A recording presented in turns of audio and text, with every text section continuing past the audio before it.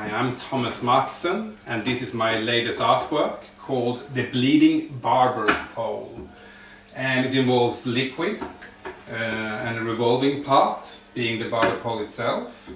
It's filled up with liquid inside, and it constantly drips down from below, leads theatrical blood into the bowl. And then it's getting sucked up again via a little tube, and it continues dripping constantly. So let me tell you first about the barber pole itself and the history of the barber pole. Barbers have been around for 500-600 years, and they were called barber surgeons.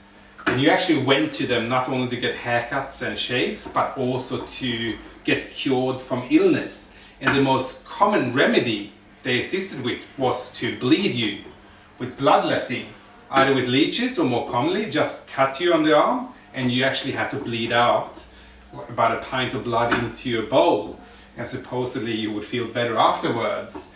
And it's remarkable that this has gone on for so long in history, and it was quite recently, 100 years and a bit, that we actually, with the encounter of modern medicine, etc., abandoned that. Some places still swear by bloodletting, which is a remarkable thing, I think. And that's what the barber pole symbolizes, actually. The white stripes are the band-aids, and the red symbolizes blood. And it's curious that right now it's so trendy for almost any barber shop to have a barber pole outside of its windows. Almost like a hipster thing, but it's so disconnected from its more grim past. I thought it was interesting to do this artwork to comment on that. So you have this main unit here with red and white stripes immersed in liquid, and from a little insertion at the bottom we see a constant bleeding, if you like, of dripping into this bowl receptacle, which is similar to the bowls that we used back in the day when barbers actually bled people.